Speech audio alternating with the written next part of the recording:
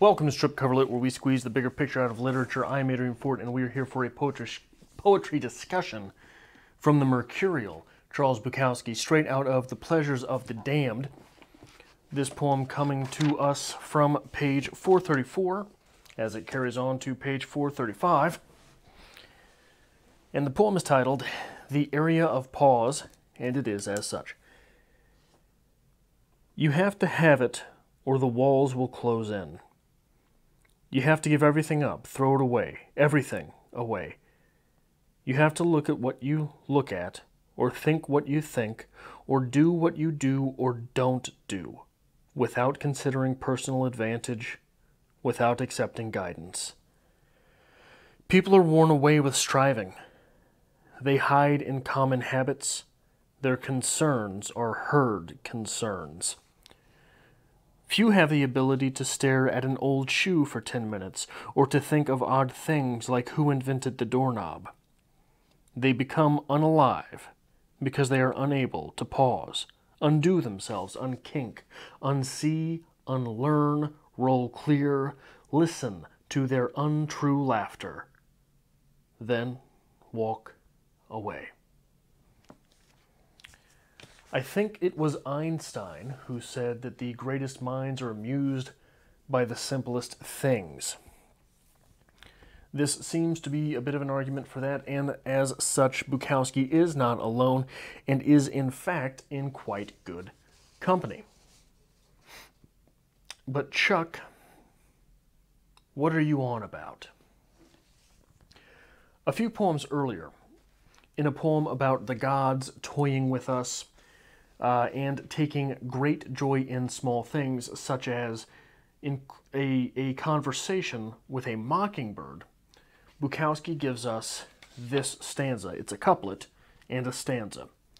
We are all so easily pleased, all of us living things. And in that poem, he is making an argument about sometimes you fail. Sometimes things do not go your way, but the little things in life are still good. And in that poem, it is a conversation with a mockingbird. Bukowski loves mockingbirds. So on a bad night, he gets to have a conversation with a mockingbird that makes things all right. Examples like this are why I think Bukowski is best read as a novel. Collections of Bukowski are to be read, I think, beginning to end, just like a novel is to be read beginning to end, because little things will pop up in all of these poems throughout, and you are left to grasp at them. But if you were hunting and pecking through a collection of Bukowski, or you picked it up for one poem at a time, or you just consumed Bukowski one poem at a time, these things might not be so evident. And often in Bukowski, we are presented with arguments against the Workaday. Bukowski hates the Workaday. He hates the mundane. He hates the banal. The Workaday is what grinds us into a dull stone. And on 359, a poem titled Afternoons into Night, we get this quote. If I can flip through the pages quickly enough. The workers come in now. I see their faces. The insides scraped away, the outsides missing. I've had their jobs, their goldfish security.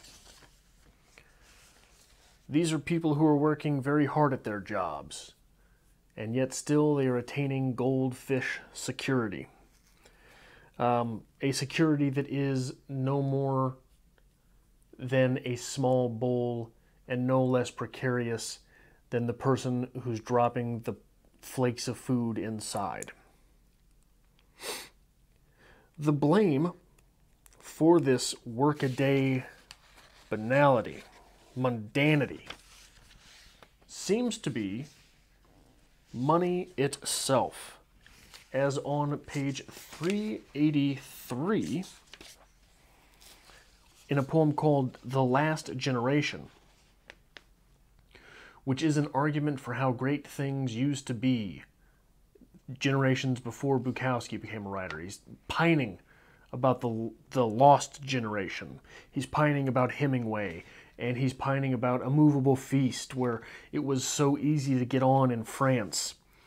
And with a patron, there was time to write, eat, drink, and take drives to Italy and sometimes Greece. It was good to be photoed with others of your kind. It was good to look tidy, enigmatic, and thin.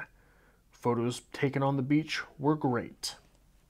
With a patron, a single patron, there would be time to eat, write, drink, and take drives to Italy and sometimes Greece. It is the time which is freed up by a lesser demand of money that allows the creativity to flow, that would allow someone so creative as Bukowski free rein. In this way, I think Bukowski seems to argue for a romantic naturalism. Most of his symbols come straight from nature: birds, cats, horses, blood, sex, fighting. So is becoming unalive the act of trading time and service for money, money which is taxed and cleaved and split, to pay for food and shelter, both of which we have to get into a car and find, so bad because it is complicated? After all, we are so easily pleased, all of us living things, and they become unalive because they are unable to pause, undo themselves, unkink, unsee, unlearn, roll clear, listen to their untrue laughter, and then walk away. This workaday, 40 hours a week, wake up, go to work, come home, and you're tired, is what is ruining our minds and not allowing us the freedom to be entertained by the simpler things.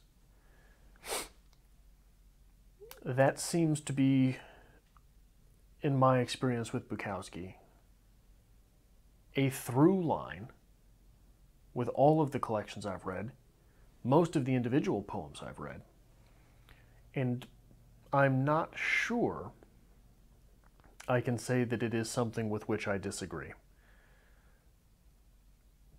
Though I do wonder if without external forces and pressures, Bukowski would have become... So often in Bukowski, what we're looking at, what we're finding great joy with, is the way that crusty man interacts with the world around him. That is his humanity, which shows us deeper portions of our own. And I wonder if without these external factors forcing him to interact with that world, not only that we would have ever read his writing, but that he would have ever known to write in the way that he did. That is all for this poetry discussion. I hope to see you next time for more talk about poetry. Hit the like button if you like this sort of thing, because it really helps us out on the channel. If you somehow found your way here without being subscribed, it would mean a lot to me if you went ahead and hit that subscribe button as we talk poetry and short stories and novels and all sorts of things here on the channel. And if you'd like to help us create more content here on Strip Cover Lit, there is, as always, a link to our Patreon to be found in the description below.